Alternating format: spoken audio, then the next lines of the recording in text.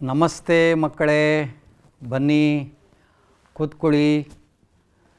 10ನೇ ತರಗತಿಯ ಈ ರೇಖಾಗಣಿತದ ಒಂದು ವಿಶೇಷವಾದ ಈ ಒಂದು ಅವಧಿಗೆ ತಮಗೆಲ್ಲರಿಗೂ ಕೂಡ ಆತ್ಮೀಯವಾದಂಥ ಸ್ವಾಗತ ಮಕ್ಕಳೇ. ಹಿಂದಿನ ತರಗತಿಯಲ್ಲಿ ತ್ರಿಭುಜಗಳ ಬಗ್ಗೆ ಏನೆಲ್ಲ ನಾವು ವಿಚಾರ ಮಾಡಿದ್ವಿ, ಚರ್ಚೆ ಮಾಡಿದ್ವಿ, ಒಮ್ಮೆ ಜ್ಞಾಪಕ ಮಾಡ್ಕೊಳ್ತೀರಾ ಮಕ್ಕಳೇ? ನಾವೇನು ಪಾಠ ಮಾಡಿದ್ವಿ ಹೇಳಿ? ಪ್ರಮೇಯ 2.1 ಅಂದರೆ ಯಾವುದು ಗೊತ್ತಾಯ್ತಲ್ವಾ ನಿಮಗೆ? ಥೇಲ್ಸ್ನ ಪ್ರಮೇಯವನ್ನು ನಮ್ಮ ಪಠ್ಯಪುಸ್ತಕದಲ್ಲಿ 2.1 ಅಂತಲೂ, ಅದರ ವಿಲೋಮ ಪ್ರಮೇಯವನ್ನು ಪ್ರಮೇಯ 2.2 ಅಂತ ಕೊಟ್ಟಿದ್ದಾರೆ. ಇದನ್ನು ನಾವು ಸುದೀರ್ಘವಾಗಿ ಕಳೆದ ಅವಧಿಯಲ್ಲಿ ಚರ್ಚೆ ಮಾಡಿದ್ವಿ ಅಲ್ವಾ? ಜ್ಞಾಪಕಕ್ಕೆ ಬರ್ತಾ ಇದೆಯಾ ಮಕ್ಕಳೇ? ನೋಡಿ, ಈ ಸೆಟ್ ಸ್ಕ್ವಯರ್ ಇಟ್ಕೊಂಡು ಕೂಡ ಎಷ್ಟು ಚೆನ್ನಾಗಿ ಇದನ್ನು ನಾವು ವಿವರಿಸ್ಬೋದು ನೋಡಿ. 2 ಸೆಟ್ ಸ್ಕ್ವಯರ್ ಇದೆ, ನೀವು ಯಾವುದು ಬೇಕಾದರೂ ತೆಗೆದುಕೊಳ್ಳಿ ಮಕ್ಕಳೇ. ಈಗ ನಾವು ಉದಾಹರಣೆಗೆ ಈ ಒಂದು ಸೆಟ್ ಸ್ಕ್ವಯರ್ನ ತೆಗೆದುಕೊಳ್ತೀನಿ ಅಂತ ಇಟ್ಕೊಳ್ಳಿ. ಈ ಮೂಲೆ ಮಟ್ಟವನ್ನು ತೆಗೆದುಕೊಂಡು ನೋಡಿ, ಈ ಸ್ಕೇಲನ್ನು ಈ ಪಾದಕ್ಕೆ ಸಮಾಂತರವಾಗಿ ಎಲ್ಲಿ ಬೇಕಾದರೂ ಇಟ್ಕೊಳ್ಳಿ ನೀವು. ಈ ರೀತಿ ಇಟ್ಕೊಂಡ್ರೆ ಈ ಉಳಿದಂಥ ಬಾಹುಗಳಿದೆಯಲ್ಲ, ಇದು ಈ ಬಾಹುಗಳು ನೋಡಿ, ಈ ಭಾಗ ಯಾವ ಅನುಪಾತದಲ್ಲಿರುತ್ತೆಯೋ ಅದೇ ಅನುಪಾತದಲ್ಲಿ ಈ ರೇಖಾಖಂಡಗಳು ಇರುತ್ತೆ ಅಂತಕ್ಕಂಥದ್ದೇ ನಮ್ಮ ಈ ಒಂದು ಥೇಲ್ಸ್ನ ಪ್ರಮೇಯ. ಇದ್ರ ಬಗ್ಗೆ ತಾವೆಲ್ಲರೂ ಕೂಡ ತುಂಬ ಚೆನ್ನಾಗಿ ಅರ್ಥ ಮಾಡಿಕೊಂಡು ಆ ಹೋಮ್ವರ್ಕ್ ಏನು ಕೊಟ್ಟಿದ್ವಿ ಅದನ್ನು ಕೂಡ ತಾವು ಅಧ್ಯಯನ ಮಾಡಿರ್ತೀರಿ ಅಂತ ನಾವು ಅಂದ್ಕೊಂಡಿದ್ದೀವಿ ಮಕ್ಕಳೇ. ಹಾಗಾಗಿ ಮನೆಗೆಲಸ ಒಂದು ಸರಿ ಜ್ಞಾಪಿಸ್ಕೊಂಬಿಡ್ತೀರೇನು? ಏನು ಕೊಟ್ಟಿದ್ವಿ ಹೇಳಿ? 2 ಉದಾಹರಣೆಗಳೇ ಇರೋದು ಟೆಕ್ಸ್ಟ್ ಬುಕ್ನಲ್ಲಿ. ಮತ್ತು ಅಭ್ಯಾಸದಲ್ಲಿ 2.2ರಲ್ಲಿ 10 ಲೆಕ್ಕಗಳಿದೆ. ಇದನ್ನೆಲ್ಲ ತಾವು ಮಾಡಿ ವಿಶೇಷವಾಗಿ ಅದನ್ನು ನಿಮ್ಮ ಪುಸ್ತಕಗಳಲ್ಲಿ ಬರೆದಿಟ್ಕೊಂಡಿರ್ತೀರಾ ಅಂತ ನಾವು ಅಂದ್ಕೊಂಡಿದ್ದೀವಿ. ಇದನ್ನು ತಾವುಗಳು ನಿಮ್ಮ ಅಧ್ಯಾಪಕರುಗಳಿಗೆ ದಯವಿಟ್ಟು ತೋರಿಸಿ ಅದನ್ನೆಲ್ಲ ಸರಿಪಡಿಸ್ಕೊಳ್ಳಿ ಅಂತ ಹೇಳ್ತಾ ನಾವು ಇವತ್ತಿನ ಒಂದು ಅವಧಿಗೆ ಹೋಗೋಣ ಮಕ್ಕಳೇ. ನಾವುಗಳು ಹಿಂದಿನ ಆ ಒಂದು ತರಗತಿಯಲ್ಲಿ ಉದಾಹರಣೆ 2 ಅದನ್ನು ಒಮ್ಮೆ ಜ್ಞಾಪಿಸ್ಕೊಂಡ್ಬಂದ್ಬಿಡಿ. ಏನು ಹೇಳಿ? ತ್ರಾಪಿಜ್ಯದ ಬಗ್ಗೆ ಇತ್ತಲ್ವ ನೋಡಿ. ABCD ಒಂದು ತ್ರಾಪಿಜ್ಯ. ಇದರಲ್ಲಿ ಯಾವುದೇ ಸಮಾನಾಂತರವಾಗಿದೆ ಹೇಳಿ? AB DCಗೆ ಸಮಾನಾಂತರ ಆಗಿದೆ. ಅಷ್ಟೇನೇನಾ? ಅಷ್ಟೇ ಅಲ್ಲ ನೋಡಿ, EF ಅನ್ನೋದು ಕೂಡ ABಗೆ ಸಮಾನಾಂತರವಾಗಿದೆ. ABಗೆ ಸಮಾನಾಂತರವಾದ ಮೇಲೆ DCಗೂ ಸಮಾನಾಂತರ ಆಗಿರಲೇಬೇಕು.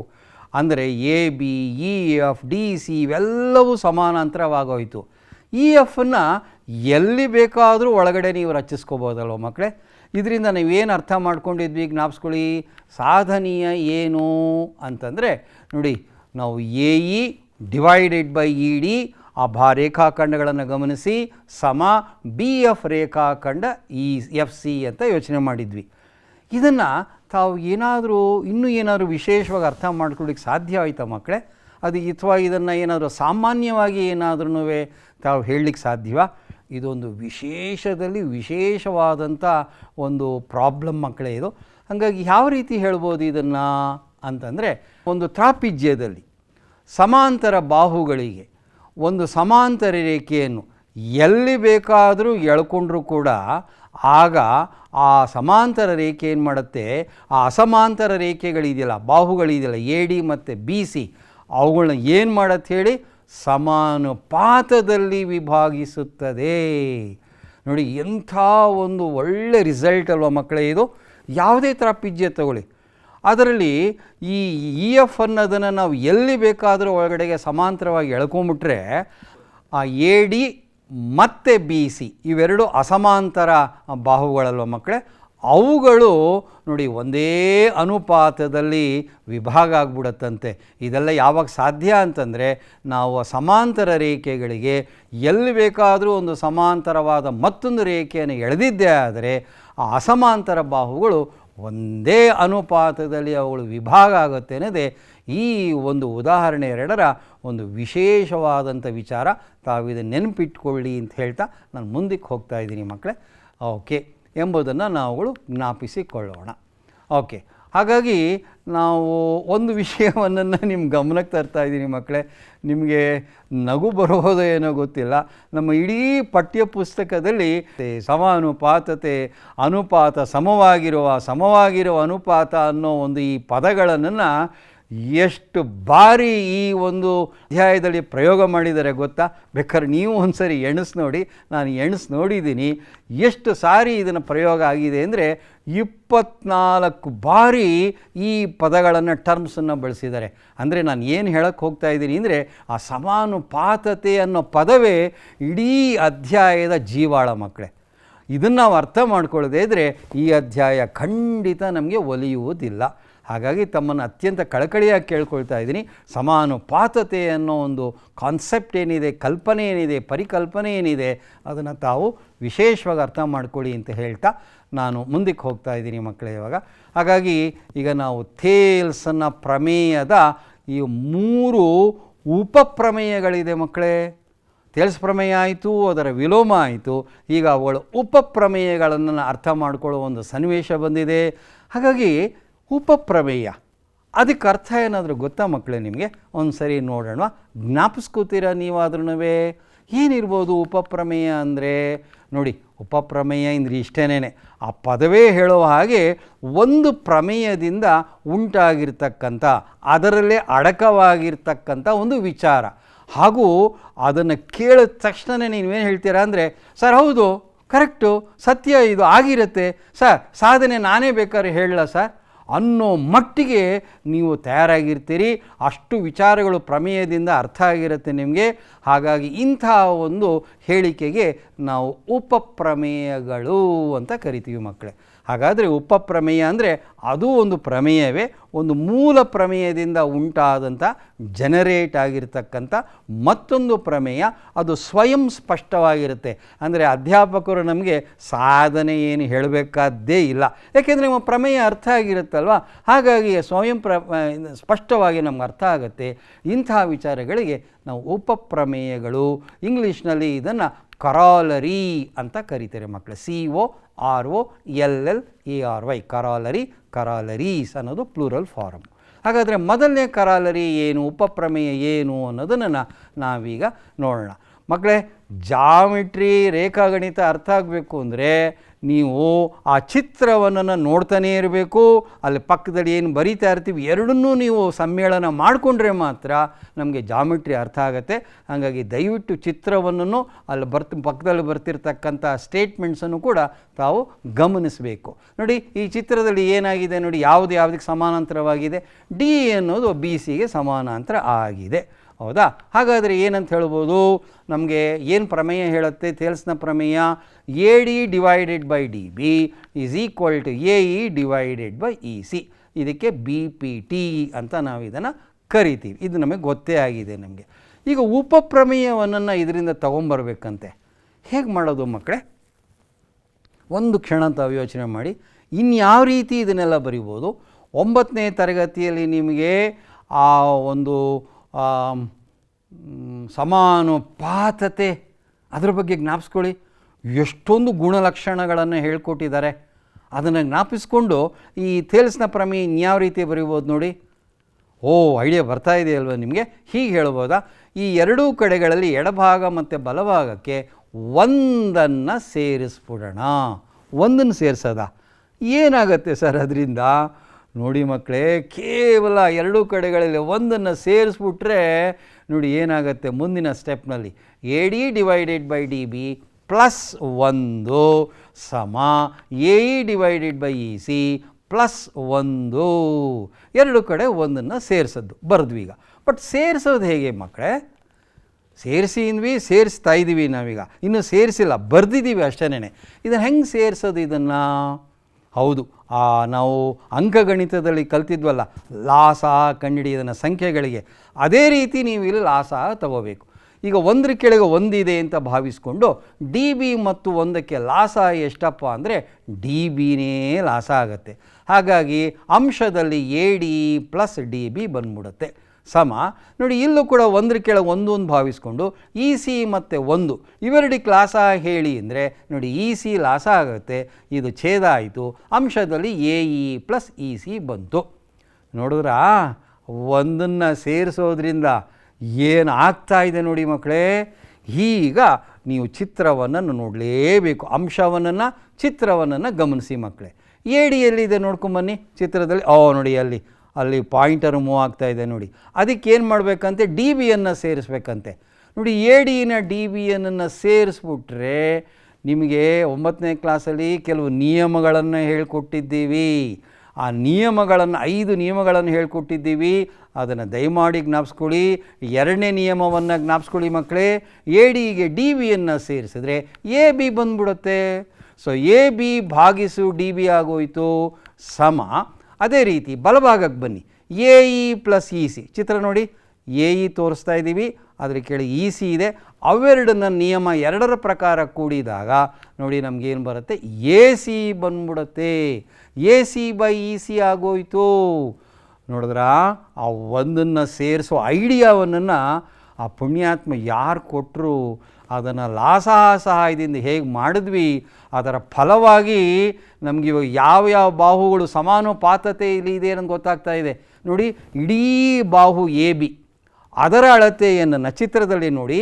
ಇಡೀ ಬಾಹು ಎ ಬಿ ಅಳತೆಯನ್ನು ಆ ಅಳತೆಯನ್ನು ಡಿ ಬಿಯಿಂದ ಭಾಗಿಸಿದರೆ ಅದು ಯಾವುದಕ್ಕೆ ಸಮ ಆಗಿರುತ್ತೆ ಅಂದರೆ, ಆ ಎ ಸಿ ಇದೆ ನೋಡಿ, ಆ ಇಡೀ ಬಾಹು ಎ ಸಿಯ ಅಳತೆಯನ್ನು ನಾವು ಇ ಸಿಯಿಂದ ಭಾಗಿಸಿದರೂ ಕೂಡ ಅಷ್ಟೇ ಬರುತ್ತಂತೆ.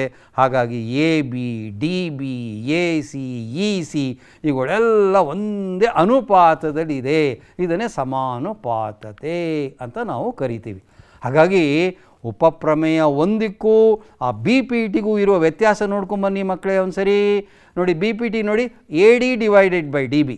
ಚಿತ್ರ ನೋಡಬೇಕು, ಅದನ್ನೂ ಸಮೀಕರಣ ನೋಡಬೇಕು, ಚಿತ್ರ ನೋಡಬೇಕು. A D divided by D B is equal to A E divided by E C. ಇದು ಬಿ ಪಿ ಟಿ ಆಗೋಯಿತು.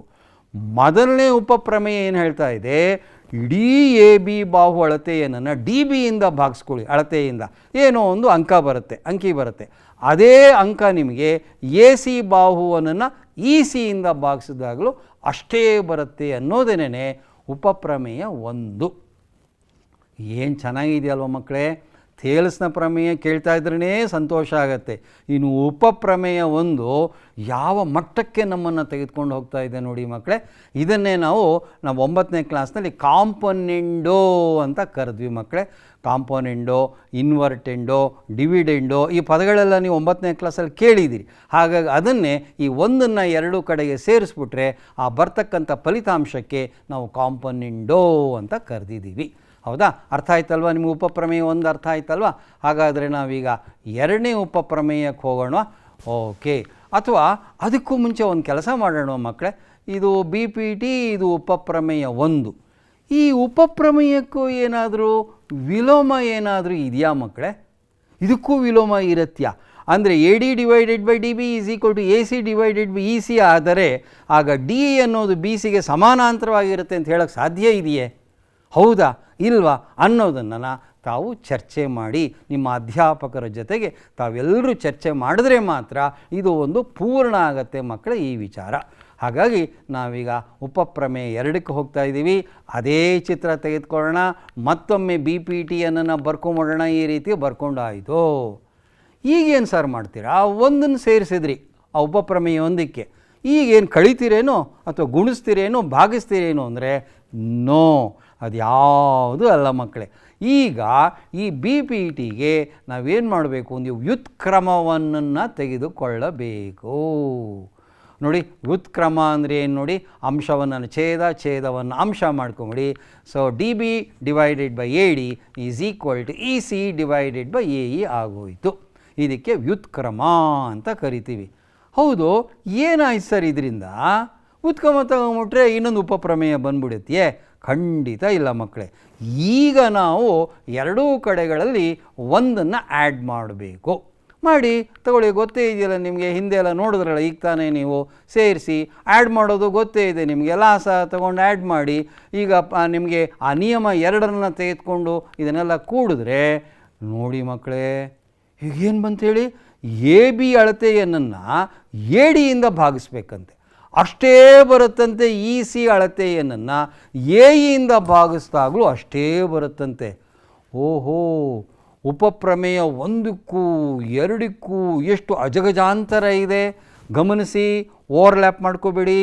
ಎಲ್ಲ ಸ್ಲೈಡ್ ಮೇಲೆ ಕಾಣಿಸ್ತಾ ಇದೆ. ಬಿ ಪಿ ಟಿ ನೋಡ್ಕೊಂಬನ್ನಿ, ಚಿತ್ರ ನೋಡಬೇಕು, ಅಲ್ಲಿ ಆ ಪ್ರಪೋರ್ಷನ್ ನೋಡ್ತಾ ಇರಬೇಕು, ಅನುಪಾತವನ್ನು ನೋಡಿದ್ರೆ ಅರ್ಥ ಆಗುತ್ತೆ. ನೋಡ್ತಾ ಇದ್ದೀರಲ್ವಾ? ಸೊ ಉಪಪ್ರಮೇಯ 2ನ್ನ ಜ್ಞಾಪಿಸ್ಕೊಳ್ಳಿ. ಇದು 3ನೇ ಉಪಪ್ರಮೇಯ, 2ನೇ ಉಪಪ್ರಮೇಯ ಮಕ್ಕಳೇ ಇದು.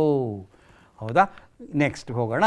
ಹಾಗಾದರೆ ನೋಡಿ, ನಮ್ಮ ಟೆಕ್ಸ್ಟ್ ಬುಕ್ಕಲ್ಲಿ ಏನಾಗಿದೆಯಾ ಗೊತ್ತಾ ಮಕ್ಕಳೇ, ಈ ಒಂದು ಉಪಪ್ರಮೇಯ 2ನ್ನು ಮೊದಲನೆಯ ಇಡೀ ಟೆಕ್ಸ್ಟ್ ಬುಕ್ಕಿನ ಮೊದಲನೆಯ ಉದಾಹರಣೆ ಕೊಟ್ಟಿದ್ದಾರೆ. ಇದನ್ನು ಉಪಪ್ರಮೇಯ ಅಂತವರು ಉಚ್ಚಾರಣೆ ಮಾಡಿಲ್ಲ, ಬಟ್ ಇದು ಒಂದು ಉಪಪ್ರಮೇಯ. ದಯವಿಟ್ಟು ಗಮನಿಸಿ. ಮೊದಲನೇದು ಕೊಡಲೇ ಇಲ್ಲ ಮಕ್ಕಳವರು, ಕಾರಣಾಂತರಗಳಿಂದ ತಿಳಿಸಿಲ್ಲ ಅಷ್ಟೇ. ಮೊದಲನೇದು, ಎರಡನೇದರಲ್ಲಿ ಈ ಎರಡನೇದನ್ನು ಮಾತ್ರ ನಮ್ಮ ಟೆಕ್ಸ್ಟ್ ಬುಕ್ಕಲ್ಲಿ ನೀವು 1ನೇ ಉದಾಹರಣೆಗೆ ನೋಡ್ಬೋದು. ಇನ್ನೊಂದಿದೆ ಮಕ್ಕಳೇ, ಇನ್ನೂ ಒಂದು ಉಪಪ್ರಮೇಯ ಇದೆ. ಇದು ಇವೆರಡಕ್ಕಿಂತ ಇನ್ನೂ ಒಂದು ಉತ್ತಮವಾಗಿದೆ ಮಕ್ಕಳೇ. ಉಪಪ್ರಮೇಯ 3ನ್ನು ನೋಡೋಣ. ಏನಿರ್ಬೋದು ಉಪಪ್ರಮೇಯ 3? BPT ಬರೆದ್ವಿ, ಅದಕ್ಕೆ 1 ಆ್ಯಡ್ ಮಾಡಿದ್ವಿ. ಎರಡನೇದರಲ್ಲಿ ನಾವು ವ್ಯುತ್ಕ್ರಮ ತೊಗೊಂಡು ಅಲ್ಲಿ 1 ಆ್ಯಡ್ ಮಾಡಿದ್ವಿ. ಇದಕ್ಕೇನು ಮಾಡ್ಬೋದು ನಾವು? ಇನ್ನೊಂದು ಒಳ್ಳೆ ರಿಸಲ್ಟ್ ಇದೆ ಮಕ್ಕಳೇ. ಅದಕ್ಕೇನು ಮಾಡಬೇಕು ಗೊತ್ತಾ? ಮಾಮೂಲಾಗಿ ನಾವು BPTಯನ್ನು ಅಚ್ಚುಕಟ್ಟಾಗಿ ಬರ್ಕೊಂಬಿಡೋಣ. BPT ಅಲ್ಲ, BPTಯ 2ನೇ ಉಪಪ್ರಮೇಯ ಬರ್ಕೊಳ್ಳಿ. ಎರಡನೇದು ಯಾವ್ದು ನೋಡಿ? AB divided by AD is equal to AC divided by AE. ಇದನ್ನು ಬರ್ಕೊಳ್ಳಿ. ಇದು ಒಂದು ಕಡೆ ನಿಮ್ಮ ಮನಸ್ಸಿನಲ್ಲಿ ಉಟ್ಕೊಂಬಿಡಿ. ಈಗ ಮಕ್ಕಳೇ, ಇದೇ ತ್ರಿಭುಜದಲ್ಲಿ ಮತ್ತೊಂದು ರಚನೆ ಮಾಡಬೇಕು, ಮತ್ತೊಂದು ರೇಖೆಯನ್ನು ಸಮಾನಾಂತರ ಇಳಿಬೇಕು. ಅದಕ್ಕೆ ನಾವೀಗ ಮತ್ತೊಂದು ತ್ರಿಭುಜವನ್ನು, ಅದೇ ತ್ರಿಭುಜವನ್ನು ಇಲ್ಲಿ ಕಾಪಿ ಮಾಡ್ಕೊಂಡಿದ್ದೀವಿ ನೋಡಿ. ಈಗ ಈ ಬಿಂದು ನೋಡ್ತಾ ಇದ್ದೀರಲ್ಲ ಮೊದಲನೇ ಚಿತ್ರದಲ್ಲಿ, ಅದು ಇಲ್ಲೂ ಬರ್ತಾ ಇದೆ ನೋಡಿ. ಇಲ್ಲಿ ನಾವು ABಗೆ ಸಮಾಂತರ ರೇಖೆಯನ್ನು ಎಳಿಬೇಕಂತೆ. ಇದಕ್ಕೆ F ಅಂತ ತಿಳ್ಕೊಂಡು ಈಗ ತ್ರಿಭುಜ ABCಯಲ್ಲಿ EFನ್ನು ABಗೆ ಸಮಾನಾಂತರವಾಗಿ ತೆಗೆದುಕೊಂಬಿಡಿ ಮಕ್ಕಳೇ. ನೋಡಿ, ಬಾಣದ ಗುರುತುಗಳು ಬರ್ತಾ ಇದೆ. EF ಸಮಾನಾಂತರ AB ಆದರೆ ಈಗ BPTಯ ಮೊದಲನೇ ಉಪಪ್ರಮೇಯವನ್ನು ಹಾಕಿ ನೋಡೋಣ. ಹೇಳಿ, ಮೊದಲನೇ ಉಪಪ್ರಮೇಯ ಹೇಳಿ. ಈ 2ನೇ ಚಿತ್ರದಲ್ಲಿ ನೋಡಿ, ಕಾಣಿಸ್ತಾ ಇದೆಯಾ ಮಕ್ಕಳೇ ನಿಮಗೆ? 2ನೇ ಚಿತ್ರದಲ್ಲಿ BPTಯ ಮೊದಲನೇ ಉಪಪ್ರಮೇಯದ ಫಲಿತಾಂಶವನ್ನು ಹೇಳಿ. ಏನು ಹೇಳ್ಬೋದು ನೋಡಿ? BC BC ನೋಡಿ, BC divided by BF is equal to AC divided by AE. ಹೌದಾ? ಇದೇ ನಮ್ಮ BPTಯ ಮೊದಲನೇ ಉಪಪ್ರಮೇಯ ನೋಡಿ. ಅದಕ್ಕೆ ಒಂದು ರಚನೆಯನ್ನು ಮಾಡ್ಕೋಬೇಕು. ಈಗ ಮೊದಲನೇ ಚಿತ್ರಕ್ಕೆ ವಾಪಸ್ ಹೋಗೋಣ. ಈ F-ಅನ್ನು 2ನೇ ಚಿತ್ರದಲ್ಲಿ ಏನು ಮಾಡಿದ್ವಿ, ಅದನ್ನು ಮೊದಲನೇ ಚಿತ್ರದಲ್ಲೂ ತಾವೀಗ ನೋಡ್ತಾ ಇದ್ದೀರಿ. ಏನು ನೋಡ್ತಾ ಇದ್ದೀರಿ ಈಗ ಮೊದಲನೇ ಚಿತ್ರದಲ್ಲಿ ನೋಡಿ? ಆ DBFE ಅನ್ನೋದು ಏನಾದರೂ ಕಾಣಿಸ್ತಾ ಇದೆಯಾ ಮಕ್ಕಳೇ ನಿಮಗೆ? ಆ ಚತುರ್ಭುಜವನ್ನು ನೋಡಿ. DEFB ಅನ್ನೋದು ಒಂದು ಸಮಾಂತರ ಚತುರ್ಭುಜ. ಯಾಕೆ ಹೇಳಿ? 2 ಜೊತೆ ಅಭಿಮುಖ ಬಾಹುಗಳು ಸಮಾನಾಂತರವಾಗಿದ್ದರೆ ಆ ಚತುರ್ಭುಜವನ್ನು ನಾವು ಸಮಾಂತರ ಚತುರ್ಭುಜ ಅಂತ ಕರಿತೀವಲ್ವಾ? ಹೌದು. ಈ ಸಮಾನಾಂತರ ಚತುರ್ಭುಜದಲ್ಲಿ ಅಭಿಮುಖ ಬಾಹುಗಳು ಹೇಗಿರುತ್ತೆ ಹೇಳಿ? ಪ್ಯಾರಲಲ್ ಆಗಿದ್ದೇ ಇರುತ್ತೆ, ಸಮಾಂತರವಾಗಿದ್ದೇ ಇರುತ್ತೆ. ಅದು ವ್ಯಾಖ್ಯಾನ ಆಯಿತು. ಗುಣ ಹೇಳಿ? ಅಭಿಮುಖ ಬಾಹುಗಳು ಪರಸ್ಪರ ಸಮ ಆಗಿರುತ್ತೆ. ಹಾಗಾದರೆ ಇಲ್ಲಿ ನಮಗೇನು ಬೇಕು? ನಮಗೆ ನೋಡಿ, BF ಎಷ್ಟಿರುತ್ತೋ DEನೂ ಅಷ್ಟೇ ಇರುತ್ತೆ ಅನ್ನೋದನ್ನು ಗಮನಿಸ್ಕೊಂಡು ಈಗ BPT 1ಕ್ಕೆ ವಾಪಸ್ ಬನ್ನಿ. ನೋಡಿ, ಆ ಮೊದಲನೇದರಲ್ಲಿ ಛೇದವನ್ನು ಗ್ರೀನ್ ಕಲರಲ್ಲಿ ತೋರಿಸಿದ್ದೀವಿ BF. ಆ BF ಅಳತೆಯನ್ನು ಯಾವುದರಿಂದ ನಾವು ಸಬ್ಸ್ಟಿಟ್ಯೂಟ್ ಮಾಡ್ಬೋದು ಅಂತಂದರೆ, BF ಜಾಗದಲ್ಲಿ DE ಬರೆದುಬಿಡೋಣ. ಏಕೆಂದರೆ BF ಅಳತೆ DE ಅಳತೆ ಎರಡು ಒಂದೇ ಇರೋದ್ರಿಂದ, ಸಮಾನಾಂತರ ಚತುರ್ಭುಜ ಆಗಿರೋದ್ರಿಂದ ಹೀಗೆ ಬರೆಯೋಣ. ಈ ಬಲಭಾಗವನ್ನು ಹೀಗೆ ಇಟ್ಕೊಂಬಿಡೋಣ. ಈಗ ನೋಡಿ ಮಕ್ಕಳೇ, ಮೇಲ್ಗಡೆ ನೋಡಿ, ಮೊದಲನೇದು ನೋಡಿ, ಎಡಭಾಗ AC ಬೈ AE ಇದೆ ನೋಡಿ. ಇಲ್ಲೂ ಕೂಡ AC ಬೈ AEನೇ ಬಂದ್ಬಿಡ್ತು. 2 ಬಲಭಾಗಗಳು ಸಮ ಆಗಿದೆ. 2 ಬಲಭಾಗಗಳು ಸಮ ಆದರೆ ಎಡಭಾಗಗಳು ಏನಾಗಿರ್ಬೇಕು ಹೇಳಿ? ಅವುಗಳು ಕೂಡ ಸಮ ಆಗಿರಲೇಬೇಕಲ್ವ ಮಕ್ಕಳೇ? ಇದನ್ನೇ ನಾವು ಸ್ವಯಂ ಸಿದ್ಧ ಒಂದು ಕರಿತೀವಲ್ವ? ಹಾಗಾದರೆ ನಾವೀಗ ಇದನ್ನು ಕನ್ಕ್ಲೂಡ್ ಮಾಡೋಣ. AB divided by AD is equal to BC divided by DE is equal to ಹೇಳಿ, ಈಸ್ ಈಕ್ವಲ್ ಟು ಯಾವುದಕ್ಕೆ ಸಮ ಆಗಿರುತ್ತೆ? AC ಡಿವೈಡೆಡ್ ಬೈ AE ಅಂತ ಹೇಳಿ ನಾವು ಈ ರೀತಿಯಾಗಿ ಒಂದು ತೀರ್ಮಾನಕ್ಕೆ ಬರ್ತೀವಿ ಮಕ್ಕಳೇ.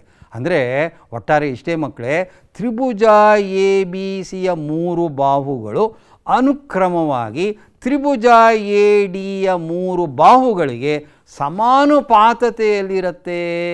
ಪ್ರೊವೈಡೆಡ್ ಆ ಡಿ ಅನ್ನೋದು ಬಿ ಸಿಗೆ ಸಮಾನಾಂತರ ಆಗಿದ್ದರೆ ಮಾತ್ರ ಇದನ್ನೇ ನಾವು ಉಪಪ್ರಮೇಯ 3 ಅಂತ ಕರೆದಿದ್ದಾರೆ ಮಕ್ಕಳೇ. ಹೌದಾ? ಇದು ಕೂಡ ನಮ್ಮ ಟೆಕ್ಸ್ಟಲ್ಲಿ ಮಿಸ್ ಆಗಿದೆ. ಇದೊಂದು ಭಾಳ ಮುಖ್ಯವಾದಂಥ ರಿಸಲ್ಟು.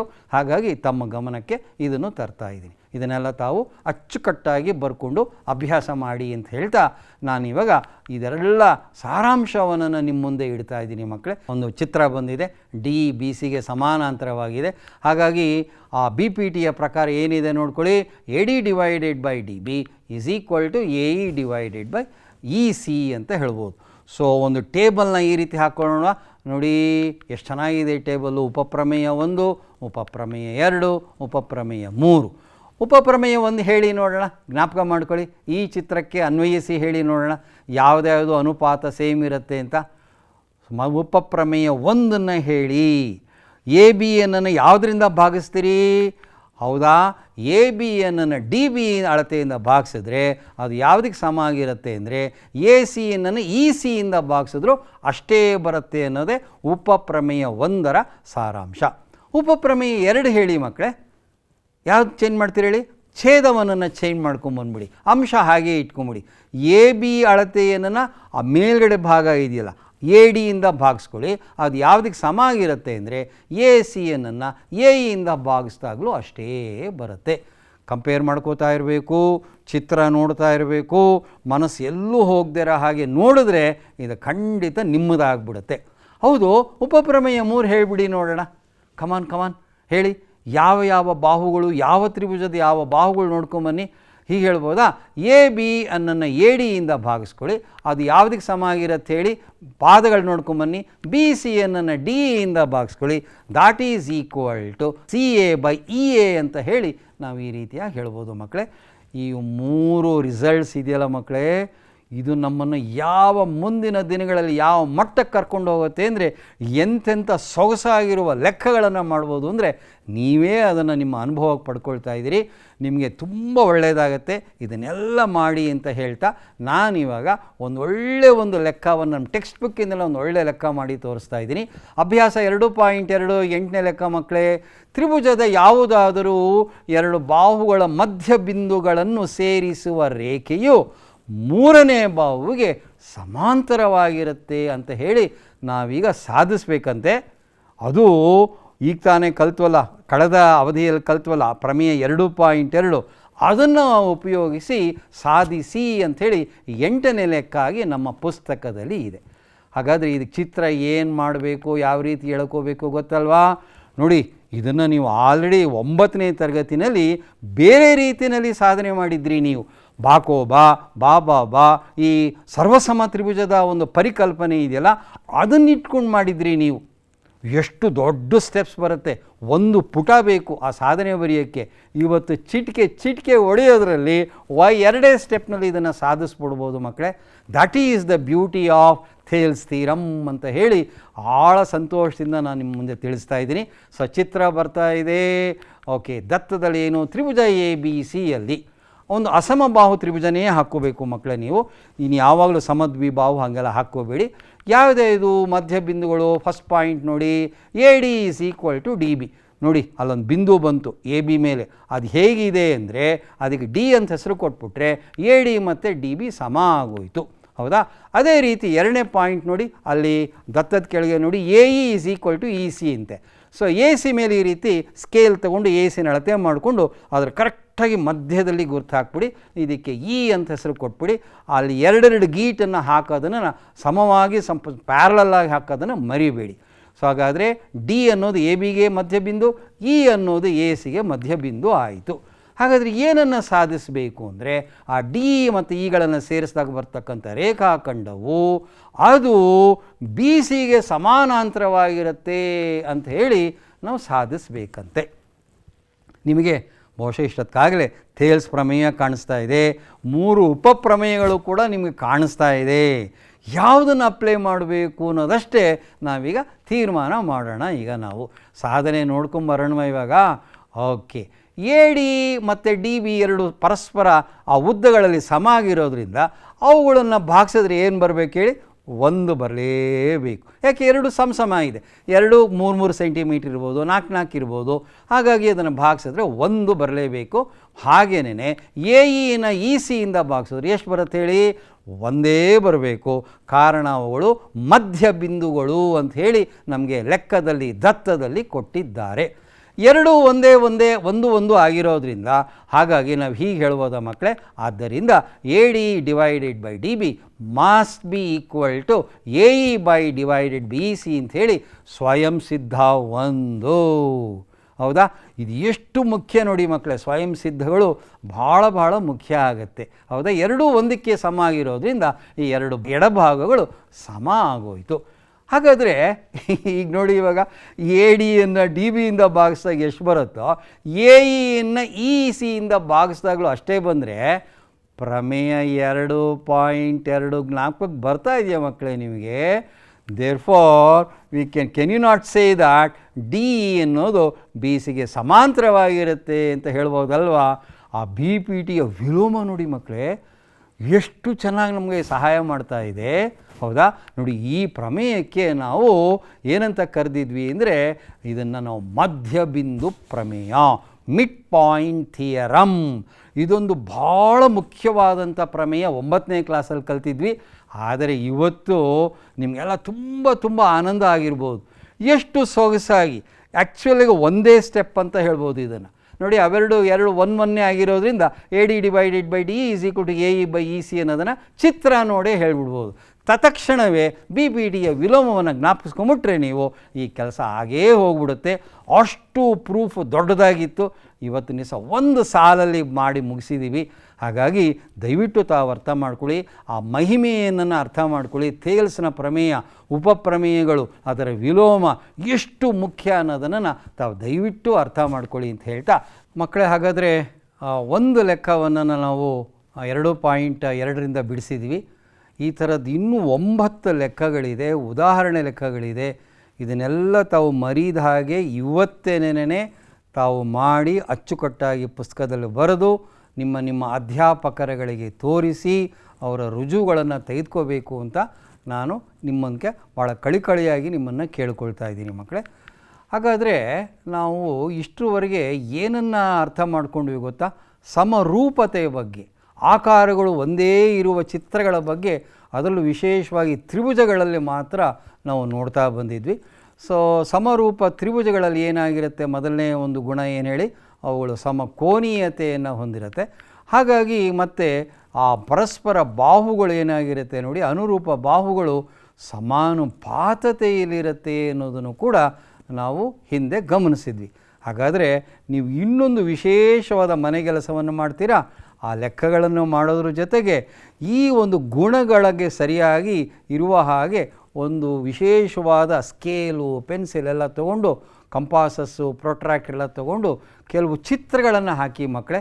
ಅಂದರೆ ಸಮಕೋನೀಯ ಇರತಕ್ಕಂಥ ತ್ರಿಭುಜಗಳನ್ನು ಹಾಕ್ಕೊಳ್ಳಿ, ಬಾಹುಗಳನ್ನು ಅಳತೆ ಮಾಡ್ಕೊಳ್ಳಿ, ಸಮಾನುಪಾತ ಇದೆಯಾ ಅಂತ ನೋಡಿ.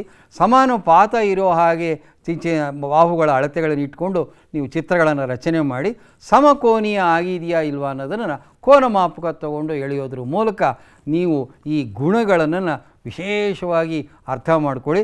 ಸೊ ದ್ಯಾಟ್ ನಾವೀಗ ಮುಂದಿನ ತರಗತಿಯಲ್ಲಿ ಏನನ್ನು ಮಾಡ್ಬೋದು ಅಂದರೆ, ಇವುಗಳ ಬಗ್ಗೆ ಇರ್ತಕ್ಕಂಥ ಪ್ರಮೇಯಗಳನ್ನು ನಾವು ಅರ್ಥ ಮಾಡ್ಕೊಳ್ಳಿಕ್ಕೆ ಸಹಾಯ ಆಗುತ್ತೆ. ಸೊ ಹಾಗಾಗಿ ಯೋಚಿಸಿ ಚಿತ್ರ ಸಹಿತ ಅರ್ಥಗಳನ್ನು ತಾವು ದಯವಿಟ್ಟು ಪಟ್ಟಿ ಮಾಡ್ಕೊಳ್ಳಿ ಅಂಥೇಳಿ ನಿಮ್ಮೊಂದು ವಿಶೇಷವಾದ ಒಂದು ಮನೆಗೆಲಸವನ್ನು ನಾವು ನಿಮಗೆ ಕೊಡ್ತಾ ಇದ್ದೀವಿ. ಹಾಗಾಗಿ ಮಕ್ಕಳೇ ನೋಡಿ, ಇಲ್ಲಿ ಆ 2 ತ್ರಿಭುಜಗಳಲ್ಲಿ ಅನುರೂಪ ಕೋನಗಳು ಏನಾದರೂ ಸಮ ಆಗಿಬಿಟ್ಟಿದ್ರೆ ಆಗ ಅವುಗಳ ಅನುರೂಪ ಬಾಹುಗಳು ಸಮಾನುಪಾತದಲ್ಲಿ ಇರುತ್ತದೆ ಅನ್ನೋದನ್ನು ಕೂಡ, ಹಾಗಾಗಿ ಒಟ್ಟಾರೆ ಅವುಗಳು ಸಮರೂಪಿಗಳಾಗತ್ತೆ ಅನ್ನೋದಕ್ಕೂ ಕೂಡ ಒಂದು ಸೂಕ್ತವಾದ ಬೇರೆ ಬೇರೆ ಆಕಾರವುಳ್ಳಂಥ ತ್ರಿಭುಜಗಳನ್ನು ಹಾಕಿ ಇದನ್ನೆಲ್ಲ ತಾವು ರೆಡಿ ಮಾಡಿ ಇಟ್ಕೊಂಡಿದ್ದರೆ ನಮ್ಮ ಮುಂದಿನ ಅವಧಿಯಲ್ಲಿ ಇವುಗಳನ್ನು ಸಾಧಿಸಿದ್ರೆ ನಿಮಗೆ ತುಂಬ ಚೆನ್ನಾಗಿ ಅರ್ಥ ಆಗುತ್ತೆ ಮಕ್ಕಳೇ. ಹಾಗಾಗಿ ನಾನು ನಿಮಗೆ ಈ ವಿಷಯವನ್ನು ಹೇಳ್ತಾ ನಿಮಗೆಲ್ಲರಿಗೂ ಕೂಡ ಅಭಿನಂದನೆಗಳು ಹಾಗೂ ಅಭಿವಂದನೆಗಳನ್ನು ತಿಳಿಸ್ತಾ ಈ ಒಂದು ಅವಧಿಯನ್ನು ಮುಕ್ತಾಯ ಮಾಡ್ತಾ ಇದ್ದೀನಿ. ಶುಭಾಶಯ ಮಕ್ಕಳೇ. ನಮಸ್ತೆ.